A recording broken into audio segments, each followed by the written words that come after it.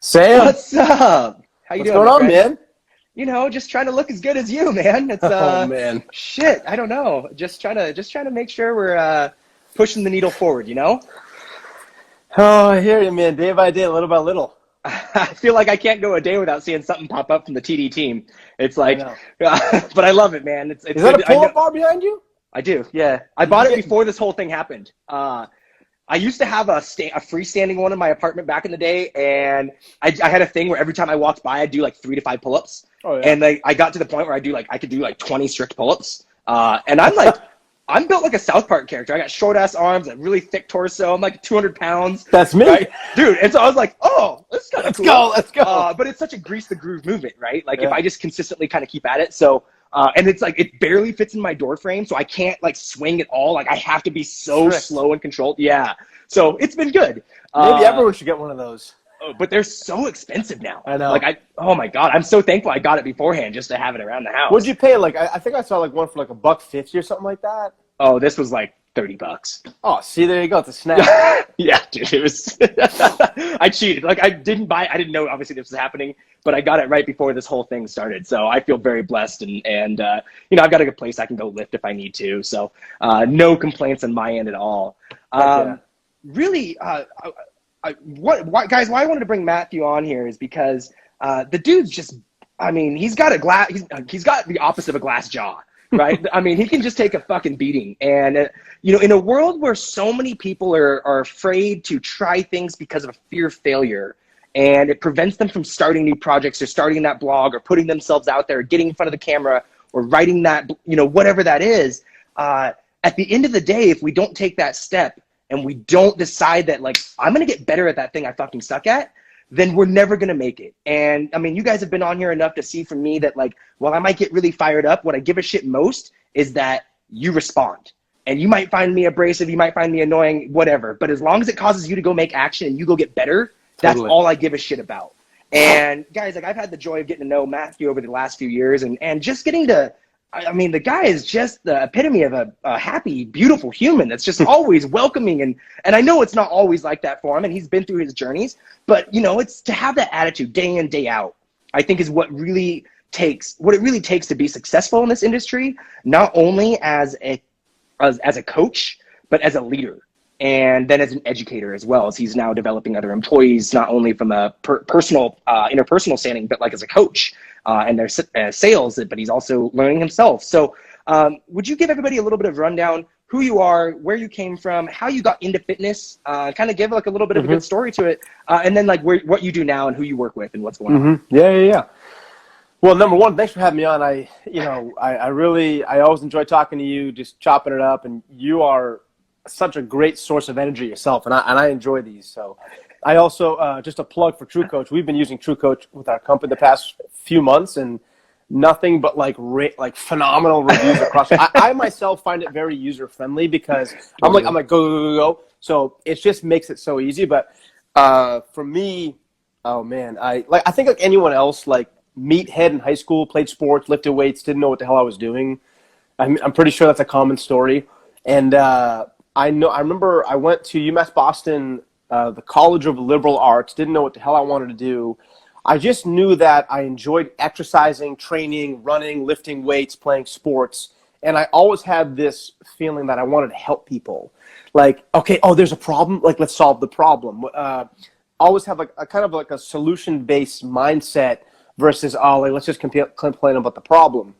This doesn't work. Why doesn't it work? Let's figure out the context, the details. Let's get information. Let's try to solve the problem. But at the time, I was like, I don't know what I want to do. And so I'll never forget, I had taken like 4 or 5 classes, and I was like, oh shit, like they have an exercise and health sciences program. Like, this is great. So I applied. I got in. The first semester, I crushed it, but it was all electives. Like I'm getting an A. This is great. This is awesome. I was crushing it. It was like intro to exercise science. I was like, all right, all A's. I was like, this is gonna be a cakewalk. This is gonna be a layup. And I was working to get my NASM CPT at the time. I think I was like 19, 20 years old. And then I was like, anatomy and physiology. Boom, boom, boom. So over the course of 3 years, I had lost interest in going to school. I took a semester off. I took a couple of classes, not a full course load.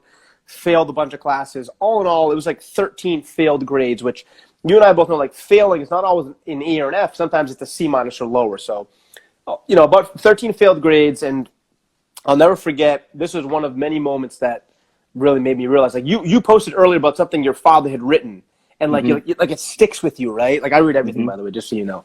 And I was like, there was a chemistry professor, right? And I was taking chemistry because I knew I had to get good grades in chemistry to apply for doctor of physical therapy schools. And I'll never forget, sweet woman, really brilliant woman. And I taken it, got like a D. I taken it again, and I was like, can I speak with you? X, Y, and Z. And she was like, I really think you should suggest doing other courses. This course doesn't seem fitting for you. And Frank, she was correct. I mean, she was right. The effort wasn't there.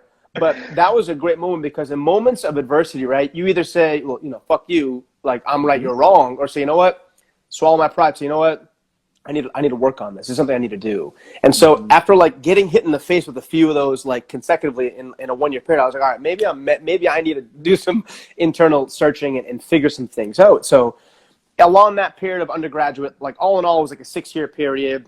Took 6 years to finish undergrad, failed a bunch of courses, got punched in the face a bunch, tripped a bunch, failed a bunch, all these things, right? And I don't say this to say, look, woe is me, pity me. No, I say, like, It's good. It helped me, because I ended up realizing, you know what, I got lucky. I know we chatted about this before, but I got handed a silver platter. My father owns a salon nearby in a town nearby, and one of his clients had used to work with Anthony Mirando, who used to work with Mike Boyles. Long story short, I got the internship. Oh man, I was like a minnow in an ocean. I sucked. I was awful. I remember now her name is Nicole Rodriguez. She used to be with Boyles, then went to Exos, then now she travels the world. I thank her every time I see her on social media or text her. I'm like, yo, like, appreciate for handing my ass to me. She was a phenomenal strength coach, internship coordinator, and she was very direct. Like, the coaches who they're sharp as a thumbtack, like, they got you. And she, said, here's your ass. Here you go, take it. And at the time, Kevin Carr was there, Brandon Rarick were there, Marcos Sanchez, all those guys. Learned a ton. I'd met Dan John, Gray Cook, obviously Mike, and that moment in time stuck with me. Like, oh, this is great. And then I turned courses, and then I tried to go into DPT school and try to finish all those courses, like chem, biology, anatomy, all that stuff. Finally, it was the last semester, and the second last semester, my now fiance, she was at UNH, and so I spent like the fall and the spring of my final year, like every weekend at UNH. So I was like one of their students, so to speak. And first semester of the spring, ex-phys, didn't do too well, and I had failed it, like I got a C or C minus, whatever. And so I got put on academic probation. I don't know if you and I jumped into this when we did the podcast, but so then that January, I was like full of stress. They were like, oh, like, you're getting kicked out. I was like, can I please, like, speak about it?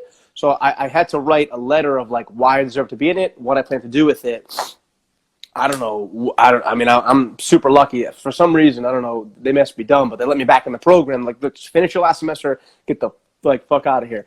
And I did it respectfully. I was a professional. I got back in, finished it, graduated, and those moments stuck with me. Like, I don't like not doing well, and I don't like not showing my best side. And so I felt like the 6 years I spent undergrad wasn't truly indicative of my work ethic, what I can do and what I stand for, and how much the standard I hold myself to.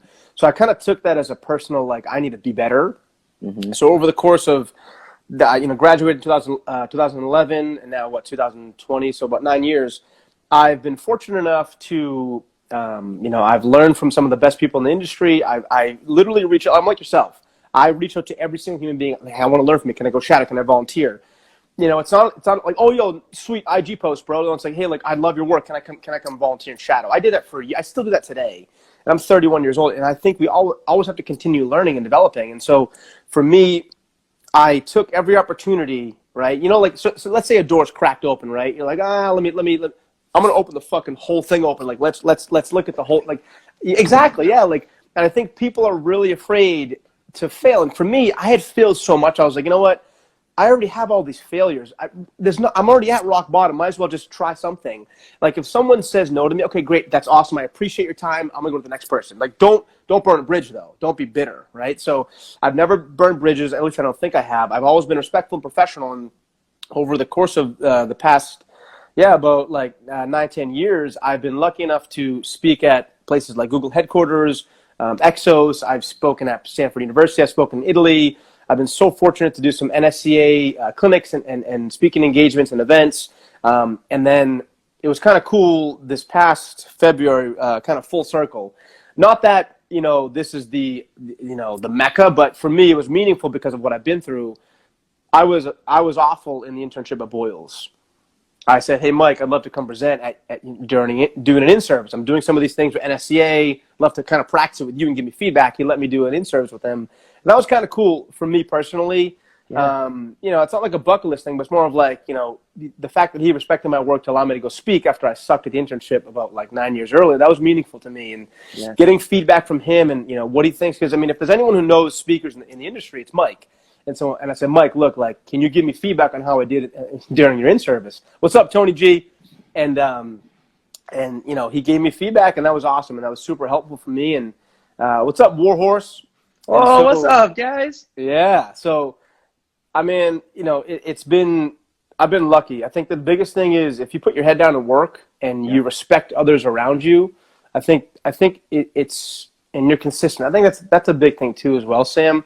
Like consistency is huge. I think people chase perfection. Like Gary Vee talks about, like just be consistent. Like just do something every day. Similar to you and I know this: fitness, nutrition, health. Just do something every day that's helping someone. Like how are you impacting others around you to help? I look at, because I was awful at academia and I didn't try hard enough. I didn't put the effort forth. For me, I was like, how can I give back and pay it forward? I enjoy the coaching. It's my favorite thing to do is coach. Yeah, I enjoy coaching, educating, being an internship coordinator and all those type of things. But I was like, you know what? Like, I would really love to continue educating myself and then give back and pay it forward. How can I do that? The only way to do that really in the non-public setting is the academic setting. So I got my license in massage therapy about 5 years ago, used it for a year. I was kind of a hybrid strength coach, LMT. I still have the license. I just don't use it. I don't need to anymore for it now. And you can massage me anytime you want. Just, not in a weird way, or a weird way, but just saying. Well, the thing too, and this, like the research and literature with manual therapy and massages, it's similar. I look at it like, like soft tissue work, like foam rolling. Foam rolling. Yep. It can certainly be helpful from a threat perception standpoint and calming shit down standpoint. But is it always 100% necessary? Not all the time. It depends on what your toolkit looks like. For me, it's not in my toolkit right now, but it doesn't mean I'm poo-pooing on it if others want to use it. And so I'm totally respectful of that. But for me, I got that and I tried it out for a year. It just wasn't for me. And, I think my biggest thing is coaching. So got into a master's degree, just finished that. And the PhD starts next Monday. So I'm in a PhD at Rocky Mountain University. And I think the reason I was able to excel in the master's and hopefully now calm shit down, build back up, Greg Lehman, great course, reconciling pain science or something like that. That's what he's talking about. That's great. Mm-hmm. But for me, it's like I actually managed my time properly and cared. Mm-hmm. It has nothing to do, my opinion has nothing to do with intelligence. It's do you care and how much effort are you willing to put in? Because I'm like, all right, if I can get a master's then a PhD, then I can use that to pay it back and pay it forward to students who may be dealing with the same things I dealt with. So now as an adjunct professor at 2 different universities, one locally in Endicott College, which is a great feeder system for our internship program because it's right near our gym, and then one online at Maryville University. Shout out to my guy, Dr. Victor Kaiser. He's the exercise science program director over there, as well as NSA State. He's given me a ton of opportunities in academia to teach at Maryville. And so I look at those opportunities not as an extra paycheck to pay the mortgage, but like I really give a shit, and I almost sometimes think I care a little bit too much, and I want to help too much. But I'm like, look, guys, like I'm gonna be real with you. Like here's information. Like here's my number. Like here's my email. Just hit me up. I can help you. So much so that now I have students hit me up on, we do video calls. As actually, hey, I have a question about. Okay, let's just talk shop. So I really take that seriously and as a way to help. So kind of, if I can land the plane now, hopefully I talk a lot. Adjunct professor at Maryville, adjunct professor at Endicott, internship coordinator at TD Athletes Edge, but also most importantly to me, the thing that I value the most is co-owner as well as director. And I don't take any of these roles lightly. I view them as, number one, I'm fortunate enough, I get to, like mindset, I get to work with you. I am allowed to call you a colleague, a friend, an athlete, an intern, a coach, a co-member of mine, or one of our athletes.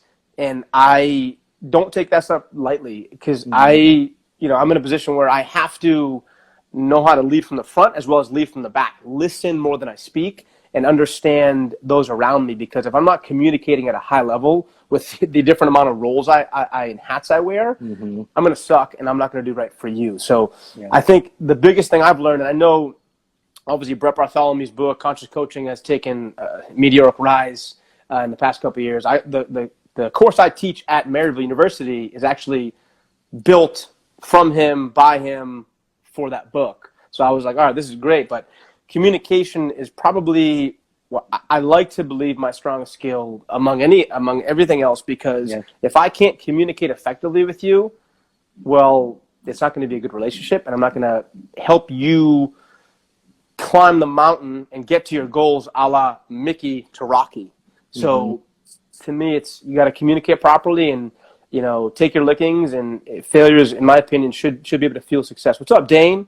So that's kind of my long, inundated way of explaining my story. Yeah, man. No, that's why I wanted you to come on. And I think obviously we get along just because we're both that type of person and we just humans that get along. But I failed out of college my sophomore year, right?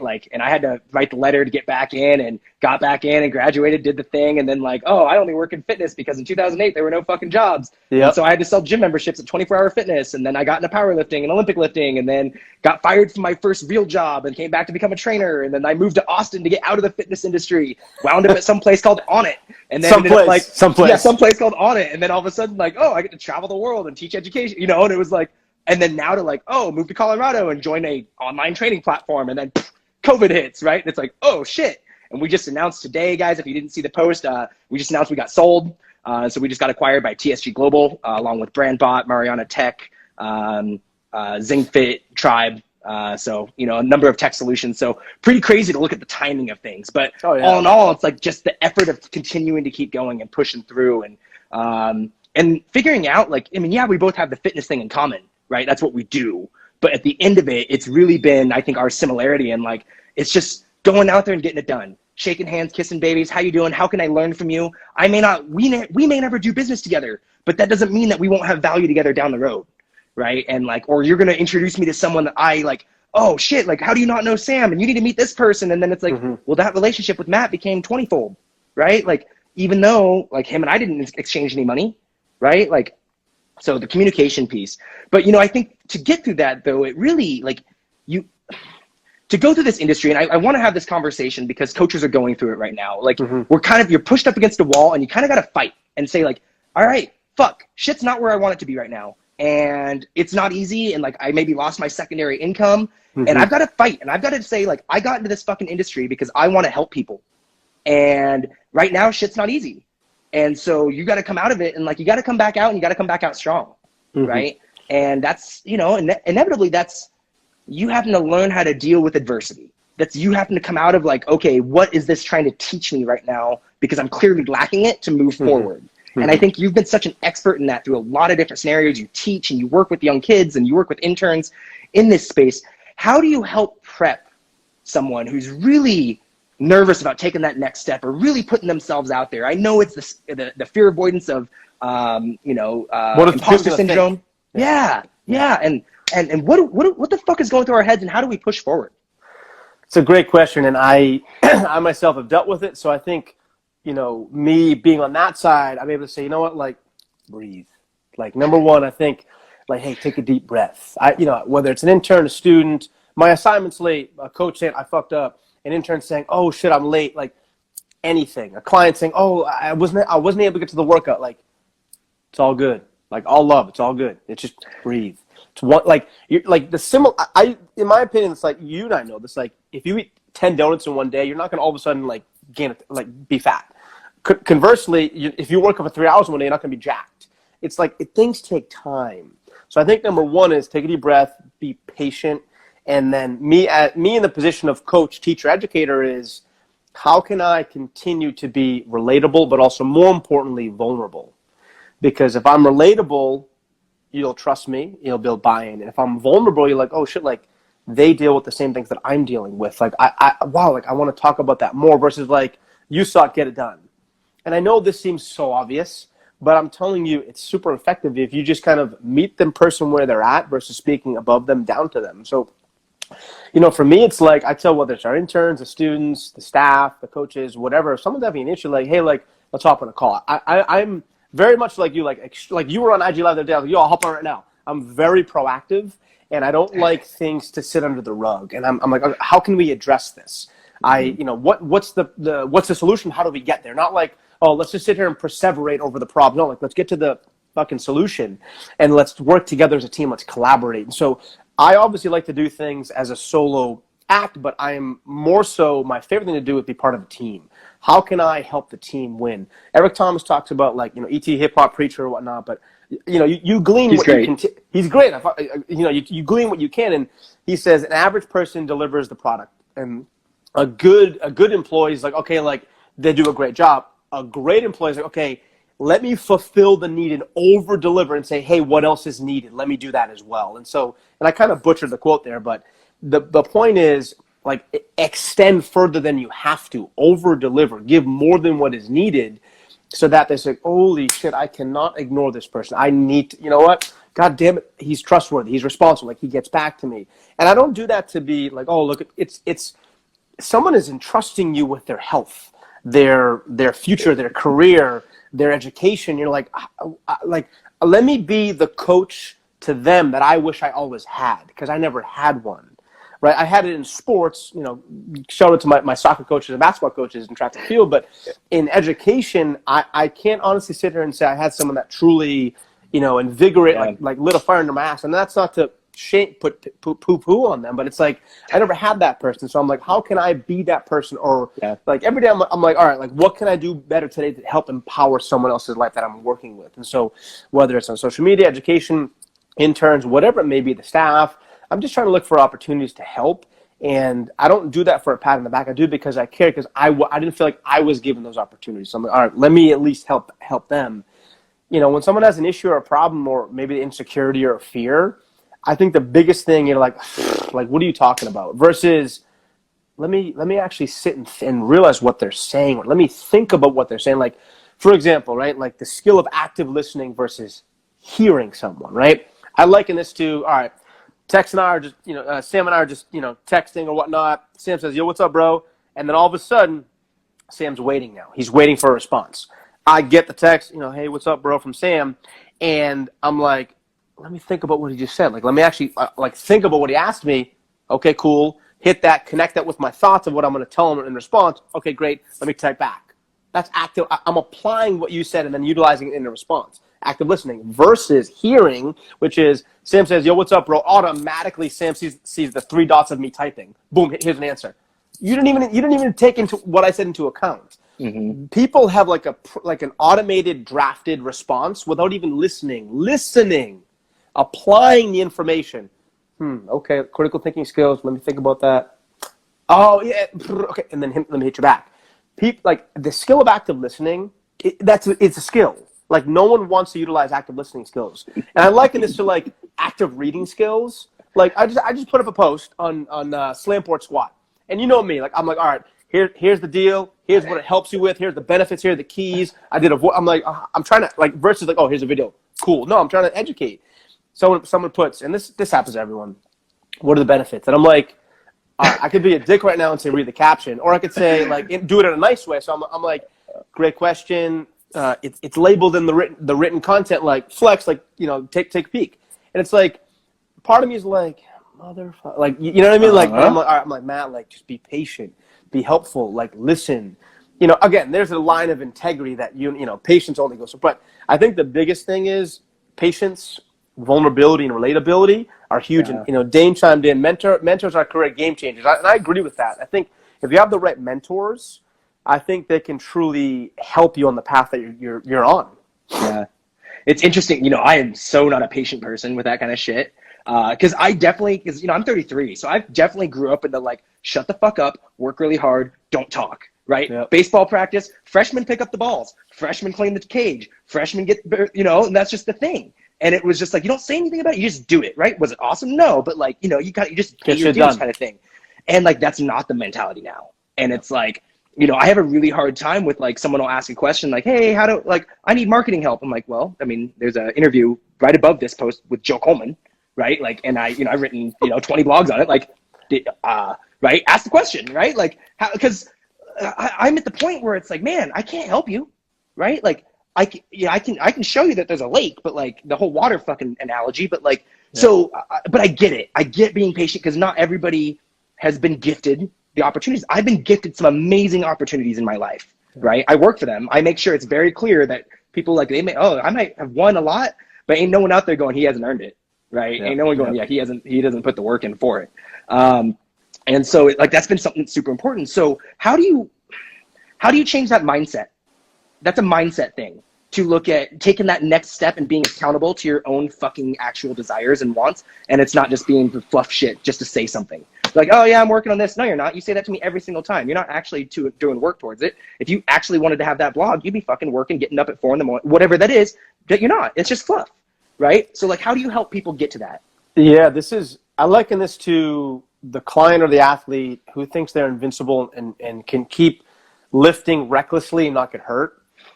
You know, you tell them, hey, watch it, be careful, hey, be careful, over and over again, until inevitably they succumb to a minor injury. Not that you wish it upon them, but my point is, unfortunately, some folks they're engineered and designed a certain way where like this is their tunnel vision, and it doesn't matter. You're talking to them, it's like ding, ding, it just bounces off their tunnel. Totally. And unfortunately, those type of people. Unfortunately, they have to succumb to a certain level or amount of failures or mistakes or mishaps or slip-ups or injuries until they're like, you know what, I should probably listen to, Coach Sam, Coach Matt on the X, Y, and Z exercises.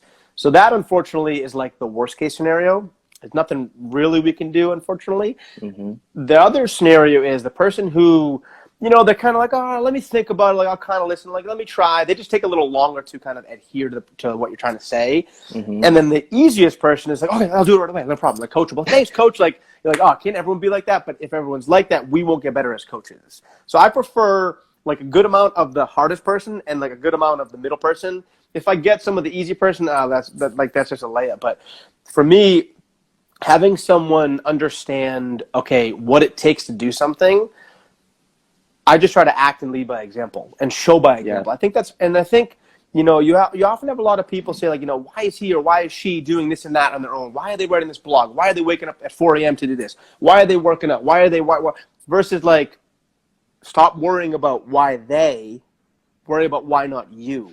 Mm-hmm. And I think everyone, like inevitably us as human beings, we want to judge. Judging is not a negative thing. It's just who we are as humans. Like, okay, Sam's got a pull-up bar. I want to fucking pull-up bar. Like it's just natural, right? First thing you notice, fuck. Oh, dude, anything exercise related I see. So I think the biggest thing for me is like you see, I think, you can talk to people to the blue in the face. Like, all right, Sam, you want to get healthy? You want better nutrition? All right, go crush some broccoli. Versus like, hey, Sam, and I'm not a nutrition coach, but hey, Sam, like, there's some broccoli in there, there's cauliflower, there's some chips, there's some carrots. Like, bro, like, it's all you. I'm going to walk away. Options up to you. I think I like the systematic approach of like showing them the options and letting them figure it out for themselves with some guidelines you've provided. But again, it's their option. If the ball is in their court, they'll make decisions based on them. I saw something on social media or one of the interwebs. Everyone's on tech now. A couple weeks ago, like, we can liken this to anything in life. Pick a goal, a thing you've always said I wanted to do. Working out is a simple one for us, but if you're not working out now or developing a strength training routine, exercise routine, or building new skills, it wasn't a case of not having time. It was a case of you not prioritizing and being disciplined. Discipline and character and time management, these are skills, right? I, like yourself, we've been in the field for long enough. We don't really need to learn much more about how to squat properly. Can we? Sure. But we're pretty much eclipsed that amount of knowledge. Whereas instead, why not let's learn about other skills in this field, a la how to cook properly, nutrition coaching, recovery, sleep coaching. And I'm just naming a bunch of random things. The business side, the administrative side, the number side, the client customer service interaction side, the communication side, which is really all encompassing. So for me, it's like, how am I learning other things that will make me as a strength coach or a coach better? So for example, hey Sam, let's go over your sumo deadlift. All right, Sam, nice job. X, Y, okay, great job. Versus, all right, Sam, we get after, what's good, bro? Get one of those. Okay, hey, great. Well, not right now because, but anyways.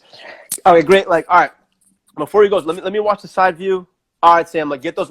And it's, you find more avenues of communication pieces. And I think the more you can build stickiness, glue with the end user, the client, the athlete, the human, the patient, the student, whomever you're working with, I think you can build a better ability to help them get to their goals, which is what we're all trying to do, regardless of field. We use coaching as the vehicle for positive change, but this really applies to anything. So I think communicating effectively and learning communication skills, which takes time, I think is really the key to success. I love, and I'm just sitting here mulling on it because it's you said finding more ways finding new avenues to communicate, more avenues to communicate. And to put it that way, especially I was looking at it from the coaching standpoint because that's how we were introducing it. But sure, you might have the position, feel, and what moves, right? If you're explaining how a deadlift goes. And you might, you cue hips and chest and back and head or neck or whatever. But then, maybe you've been coaching them for 2 years and you're finding more ways, and it's not that you're harping on them, right? It's that you're finding more ways to communicate, giving them more feedback, giving them something else, educating them, giving them new tools to be successful. And I thought that was such a great way to put that, because I think that's where some people get really caught up. And I get that you and I were going to be good at this industry because we just fucking can talk someone's ear off, right? Straight up. You and I could probably do this for probably 4 or 5 hours without stopping. IG won't let us. Right. And but it wouldn't be a thing. But a lot of coaches, I remember being at 24 and watching coaches, and I'd talk to a coach getting done with the session. How'd that go? It was fine. What'd you guys talk about? Because they weren't talking. And I'm like, and that's the soft skills, the communication. And I know people don't like small talk, but you got to be so good at small talk to get past small talk and to start penetrating the relationship. And I think that's such an undervalued and underutilized skill of development for people, or focus of development for people, because you get good at that part, God, everything else just gets better. Your networking gets easier, your client relationships get better, your sales get better, your relationships with your coaches get better, your teaching gets better. Improving your communication skills is the linchpin of dysfunction. That's fixing everybody. That's giving everybody great dorsiflexion. Right, in America, oh yeah, most people probably squat pretty good. We all gave everybody 10 degrees more dorsiflexion. Right? Well, I think the big thing too is I don't know where I heard it, but KYP, know your personnel, know your audience. Yeah. I may have a different interaction or level of communication with you during a training session if you were a client of mine, or athlete of mine, versus let's say an older gentleman who doesn't like to listen but gets the work done, doesn't like to talk much. But body language is a language as well. Utilizing and then some form of language, whether it's verbal, physical, body language, whatever, understand and develop that communication standpoint. But also, for me, the people that like to enjoy to have a conversation during training, again, picking your spots and having your avenues. Yeah. Me, I always fall back on what I know most and what I know best. Yeah. My favorite things in the world are food and coffee and movies, right? Food, coffee, and movies, right? Yeah. Now, you laugh, right, because it's funny. You're not going to forget that, though. If something that you laugh about and it's funny, you're like, oh, that's impressionable. This guy was a weirdo. Coffee, movie, and food. I'm sorry, coffee, movies, and food. But then those are easy, relatable points. Hey man, I got this new coffee at this place on the street. You took, oh, okay, great. Versus hey, you watch that new movie? It's in the world. You're gonna see it. And also hey, went to this great restaurant. You should check it out. Who doesn't want to talk about one of them? Maybe someone who doesn't like coffee. Okay, maybe we can't be friends, but my point is, it's, what are the simple, easy, soft skill touch points? And then, okay, now, hey, your deadlift, let's get it going. Yeah. And it's just kind of one of those things that, I enjoy, I enjoy the interaction stuff, you know? Well, and so great question from the muscle mechanic right here about getting buy-in from someone who is a poor communicator, or that person isn't a good communicator. And it's, you having to match, and it's called mirroring and understanding how their energy is, right? Like, Matt and I are kind of like, I'm not Italian, but like I talk with my hands. I'm standing up right now. Like, I need to fucking move when I talk and move, because it makes me more dynamic. But if I have someone who clearly doesn't like respond well to that type, like, I am not going to come at it from that angle. I have to match them where they're at, right? You have to mirror their energy a little bit to make sure that they feel safe, so that they can start divulging more information, right? And so it's going to start off very surface level, right? Like, hey, you're talking to a new client, and it's very much like, oh yeah, I just want to be consistent. I want to like drop some body fat. I just want to like get in shape. And like they're not willing to go down the hole as to why they're there. And it's like, dope, super cool. Like, well, what do you like to do, right? Like, I play a lot of Warcraft, and I play a lot of this, or I do a lot of whatever it is. Like, oh, that's cool. Like, what was the thing that like inspired you to want to come work out? Was it like was your back hurting? Was it like your knee hurting? Was there something you couldn't do with your body? And like, you just have to learn how to ask questions, and you got to most people have a really hard time making eye contact. And to like look at that person and like read them, like, oh, that was like a sensitive spot. They're like, okay, you ain't ready to go down that hole yet, right? Or like, maybe they just need to be triggered, or maybe you need to like, hey, and Nick, maybe you need to share your story, right? And I talk a lot about the story arc and understanding what your story is. Maybe like, hey, actually, like, I got into fitness because I battled a back injury, or I had a poor relationship with food, or whatever that is, and you kind of like peel the layer back a little bit to give them like, hey, why you're here, because most people don't realize that we don't crave tilapia and kale every day and every meal when you're a trainer, and that person's not a trainer. Like, the amount of jobs I've interviewed for that someone's flexed at me in the interview, like, hey, where's your protein shake, bro? And I'm like, Jesus, please don't ever flex at me in an interview, right? Because I was a trainer. But and Matt mentioned it earlier about making something, people have these autonomic responses, right? And if you guys have ever met me in person, that like I have some like off humor or some weird humor sometimes, and I'll kind of just throw little puns or weird quips out. Not because I give a shit if you think I'm funny, but because it like shocks your nervous system to be like, oh, right, that, and so then I ask you a question, and you're not going to give me the same rehearsed response. You're going to give me the like, the one you weren't preparing for, because it doesn't fit in the conversation of like, how are you doing today? Why are you here? Right? Like, do you prefer to pull the toilet paper down and pull it up? Wait, what? Like, hey, what's right? And like they're so like not good one. To like talk about, right? Like, and it just gets them to like change their thought pattern, and maybe you get a different type of answer. And so you got to find out what makes them tick. Just to answer the shy coach piece, it's probably, they're probably hyper analytical, and they probably love the science of it, right? Ask them like what their thing is, right? And you shouldn't be paying a coach that you don't like enjoy being with, one. But learn, I bet if you peel the layer back of like, hey, tell me more about my program and give me the science, they're going to want to go nuts, right? You probably don't give a shit, so that's a little tougher. And that's coaches' jobs to realize that. But yeah, really being able to figure out, Matt hit great points on it, is and then make sure that you're memorable, right? Like, make it easy for people to talk about you, because, Matt mentioned networking earlier. Being a good networker isn't about how many people you know. It's about how often your name comes up in other people's conversations, right? Like, for Matt to be able to go out and, for Mike Boyle to give him another chance to present in front of him, like, he had to go out and earn it. It wasn't year 2 right afterwards. It was 9 years later. Right? Like, you have to go out and earn those conversations, and you have to go out and build that value and improve. So yeah, just be memorable, right? Like, whether he was the best intern or not, Matt was probably a memorable guy, right? Being there, right? The energy, the charisma, whatever it was. So, make sure that you're memorable, make sure that you penetrate, and make sure that you, start to penetrate, social layers of their walls and get to know them. Right? Absolutely, like, yeah. And that's where it really comes into that building that relationship. Like, yeah, you're talking about deadlifting because that's what you're using as a tool to help get them out of low back pain. But like, why are they there? Right? Why did they come to you? What can't they do? How are they going to know they're going to be successful after this? Like, oh, is their gauge, is their barometer being able to play with their kids without having low back pain? That's probably a pretty dope goal. Great. How long can you do it for now? Oh, I can go about 5 minutes before my low back hurts. Great. You got to do it 3 times this week. Right? Just for 5 minutes, right? And then it's like, oh, and then all of a sudden it's like, dude, I played with my kids for 45 minutes on the ground and I didn't have back pain. Like, awesome. Huge, right? It's the communication piece. So, and those soft skills, like, I would say more coaches, need to build that up as much as they need to build up their knowledge of biomechanics and physiology. So I agree, dude. So much so with the communication piece that I'm fortunate enough to do a lot of speaking engagements publicly, and so I'm like, if this is something, communication with your clients, your athletes, and then public speaking, they're a little different.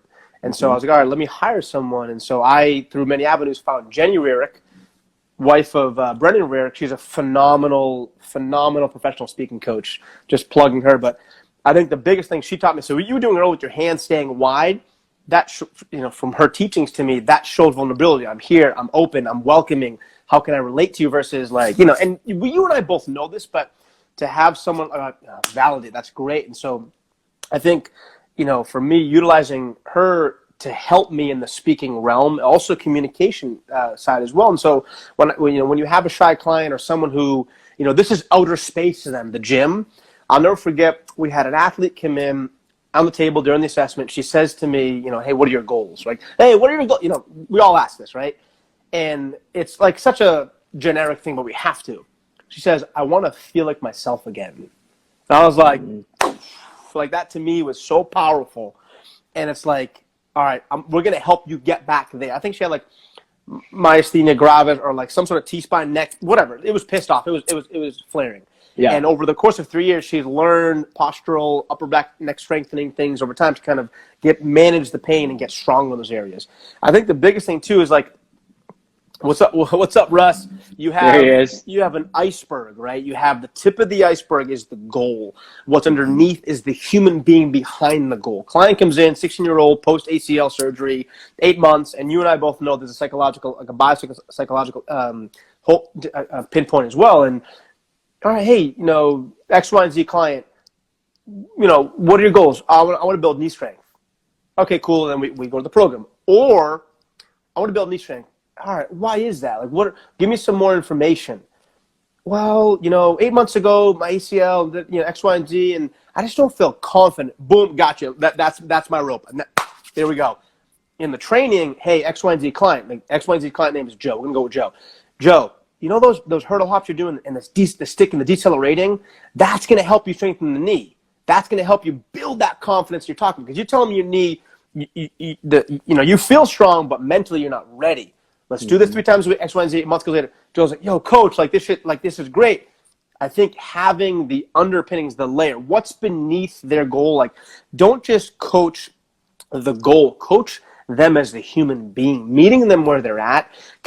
You can have so many points of contact and reference. I mean, there are clients of ours who we've known them for 4 or 5 years now, where I'm like, yo, what's good? Like, and then they get right to it. It's like, hey, hey, Sil, like, I don't even have to be verbal as much because like you said, you've developed such a strong rapport with them that you're like, all you need is a little bit and it's super potent. And it depends who the person is. Like, I might be high energy, dap up like the teenage kids who go, yo, what's good, versus an adult who, older man who doesn't really like to talk to people but gets the work done really consistent. Like, good afternoon, Mr. So-and-so. Here we go. And you just kind of have to know the person is. I think the biggest thing too is continually learning and building your craft. You never will reach, like, yeah, sure, there's like the mountain, the top of the mountain, but there's always another mountain to climb and learn and grow and develop and get better and help people. So I think continuing to develop skills that will help the human beings you work with, which is pretty much every field in the world, is so pivotal. Yeah. I think this is, and I'm hearing someone in the back, not literally, but I'm hearing someone in the back being like, yeah, I get it. You two are like fucking extroverts to the nth degree. Right? Like, this is just your jam. But what if, yeah. But what if you're not that person? Where do you start and how do you start building up these skill sets? And you're an educator, man. You're working on the PhD. Like, you're playing at that psychosomatic level as well of educating, not just like what the actual thing is you're teaching. How do you help people? And you're running an intern program. You don't always have interns that are like, right? Like, sometimes you're like, hey, you got to use your voice. You got to speak from your diaphragm. Let's go. Right? Yeah, and you got someone who doesn't want to do that. You're like, hey, voice sets of 10. Right? Like, how do you help that? That's a good one. And, I think for me, like, I always, and this is aligned with my speaking coach, like staying at roughly an 8. Like that's my level, 7.5, 8. In terms of teaching the interns,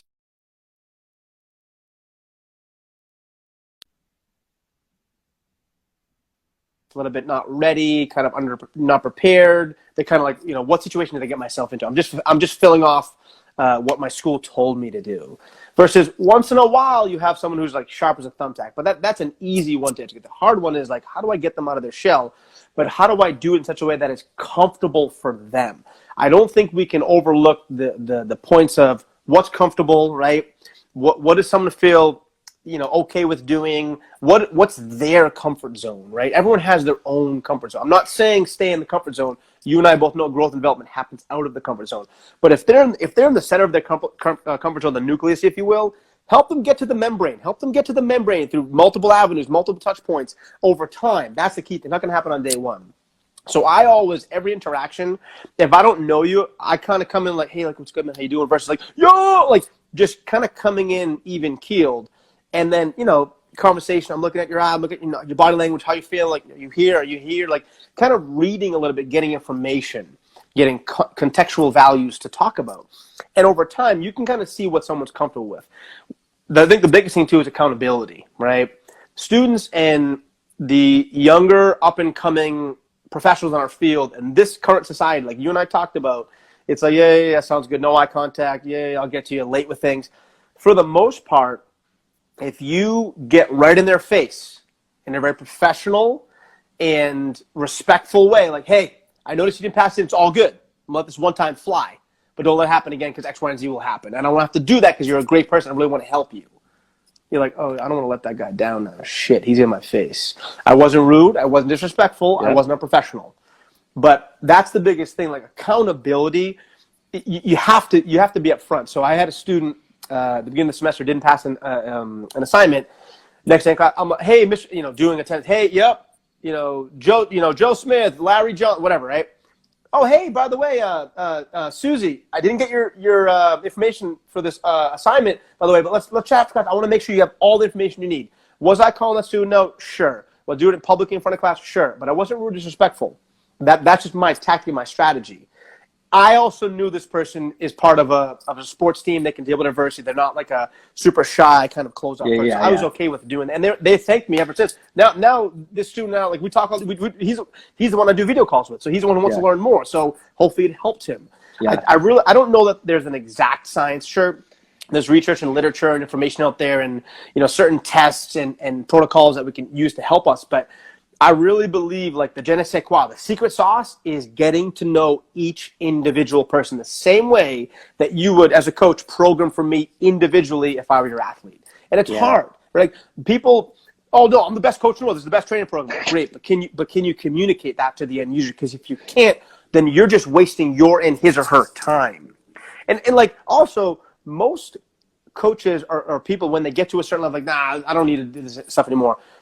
You have to do the little things really well, the basic things. It's like exercises to become really good at the harder things. Like client says, hey, you spent an hour writing a program on TrueCoach, right?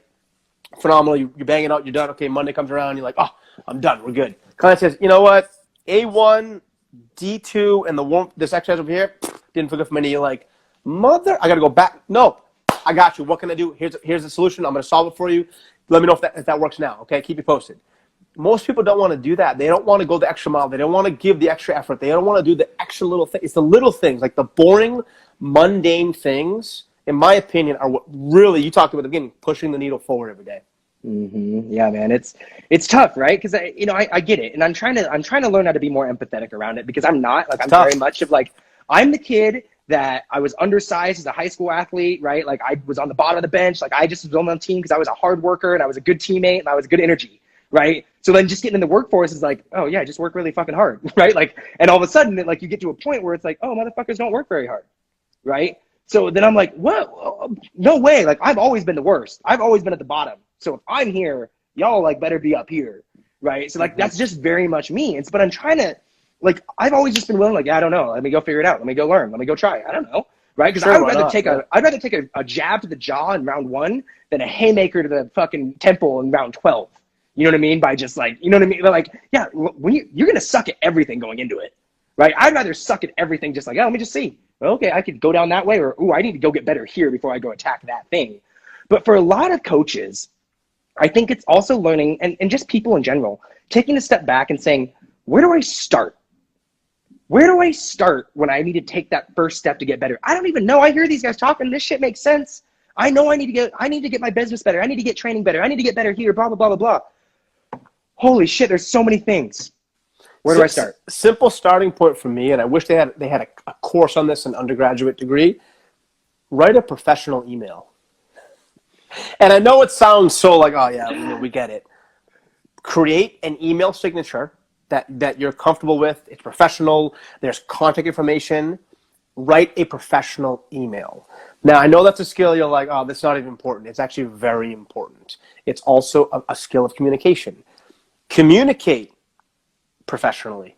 And look, if you're talking to your mom, yo, what's up? Like like, when you're talking to people in the field and people who, in a professional setting, use proper language, learn words and how to utilize them in conversations. I'm not saying, build a plethora of lexicon to have at your disposal, but maybe I just did that. But my point is, understand and learn words in a professional setting, utilize proper communication strategies via text message, via emails, Instagram direct message as well. Like anywhere that you can utilize language and communicative type of, terminologies and words, that's a simple starting point.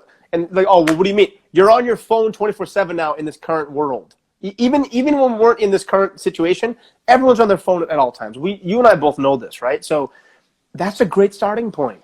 Mm-hmm. Just send a professional email. You know how many emails I get, whether it's from people in the field or like yourself, like direct IG messages, Facebook messages, inboxes, emails, whatever, students, professionals, interns, people want to apply. I've gotten an internship application from a student before, literally all under, no capital letters and no, proper punctuation, grammar. Here's my internship information or application information. 3 things attached, no information. And I was like, I could be a jerk and not respond. I get to respond. So I said, hi, so-and-so, thank you for this information. However, can you please explain to me, give me context, which semester are you applying for? I'm like, like, are you like, and I don't mean to say this in a rude way, like not to you, like the end users, like you need to think about what you're going to say or type before you actually say or type it. And all right, Matt, you're a jerk. Well, I'm not trying to be a jerk. I'm just trying to be real with you and transparent and be honest with you, because if I don't give you the real and honest feedback, I can help you get better, right? And so I think a lot of people are afraid to, like, you're okay with it because you and I get along, but like we're okay with giving honest feedback. Yeah. Like I'll never forget, my father owns several companies, real estate, salons, whatever. I will never forget. I was 15 or 16 years old. He says to me, "If I want you to be my friend, I will make you my friend."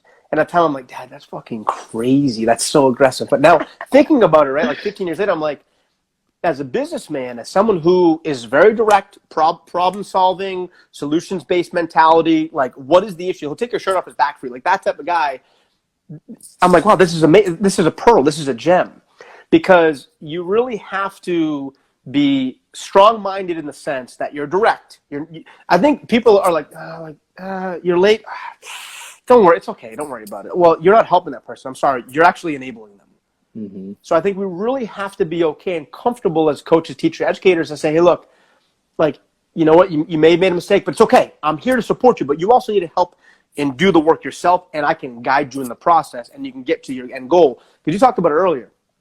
You want to give people the tools eventually, let's say as clients and athletes, to the point where they fire you. And you need to be okay with that. Like, we had a client, hated training, hated exercise. His wife and his son came to us for years, loved it. And he finally came, and I remember him because he just quit like a month before this whole thing happened. And I was like, this is the best, and I'll tell you why. Hated it, yada, yada, yada. Love golf. I'll go, there's the input right there. Golf, I got you. Nope. Everything is relatable to golf. Golf. Rotation, right? Hey, so-and-so, I know you don't like this, but, how's your swing? He goes, not so good. Well, I want you to get those hips more, more rotary power, et cetera, et cetera. A year later, crushing the golf ball. This guy he measured everything, measured the feet of the swing, the volume of times he played in the summer. He tripled the amount of times he played last summer versus the previous summer. Comes to me a month before this whole thing goes down. He goes, love the program. I'm going to have to quit. I'm leaving at the end of this phase. I'm like, yo, give me a hug. Like, and you're not mad for what? You're telling me you actually enjoy exercise now. You're living a healthier lifestyle. Your hamstring tightness has gone down. Your back pain, your shoulders feeling good, and you're going to continue golfing and you continue the program. I couldn't be any happier. And so being okay with, like, being real with people and being transparent, it takes a certain amount of time to build that, but I really believe you have to be if you want to really help them. Yeah. And I mean, being able to be willing to be a servant and give, right? I mean, that's inevitably what we got into it for. Like, I know it's tough to think about giving when you're struggling for money and like you need that sale to make a commission to like pay your rent. Like, it's really tough to compartmentalize all that. But at the end of it, man, this industry, a lot of us got into it because we have a reason, like we have our own internal reason and we want to help people, right? That's essentially what this is. And that comes through our ability to connect, through our ability to communicate, for us to find new ways and new avenues to communicate, mirroring people, matching them where they're at and how to figure out, like, how do they need to hear this lesson? Being empathetic to what their needs are, understanding that sometimes you do have to like get in them a little bit, and that is the right move, but you also have to read about who is that person. And that comes from understanding and watching their body language. It comes from making eye contact. There's so many lessons to be learned from this conversation that you guys can take away, hopefully, and realize that, like, while you can get better in a lot of ways that don't just from a textbook, that don't just come from, right, that come from you going out and trying, right? You're not going to be good at it. It's going to be tough. Try to maintain eye contact for an entire conversation. I do a drill in a workshop I teach that for 5 minutes, you have to listen to someone tell a story and you're not allowed to break eye contact, but you can't respond, right? Just to get them here. Because everybody's like, they don't want to do it. They're right? dancing.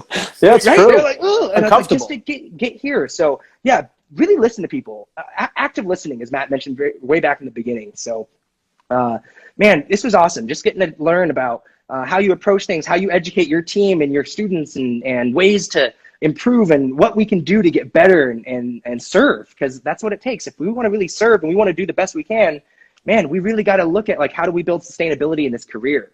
And notice, I mean, we talked very little about physiology and exercise science and exercise selection. Not that that doesn't have its place, but, you know, there's a lot of things in this industry that come from not just that skill. You need to know it in and out for sure. Go get your internships. Go learn from these guys. But understand that knowing how to delineate that message to the person the way they need to hear it so that way they can be successful going forward, that's the money spot. That's where you're going to find long-term success in this. So go out there, continually to fight the good fight, and don't worry about failing. Just learn about trying to get better and move that needle forward. You said it, and I'll finish on this. John Wooden had a famous quote, and you mentioned servant, being that servant mentality. Something along the lines of, keep your servant's towel big and filled. And no matter what, you're here to serve it. Understand, if you can buy into that mentality, everything else becomes easy. You make those sales, you get what you want, you succeed, you help them get to the goal. But hey, look, I've had fun, Sam. I truly appreciate it. Well, you know, we can definitely do another one of these. Yeah, really appreciate everyone for tuning in. What's up, D West? Thanks again, man. I really appreciate the opportunity, and hopefully, you know, this helps some people out there. Awesome, man. Thank you so much. Have yourself a great day. Thanks a lot. Bye, guys.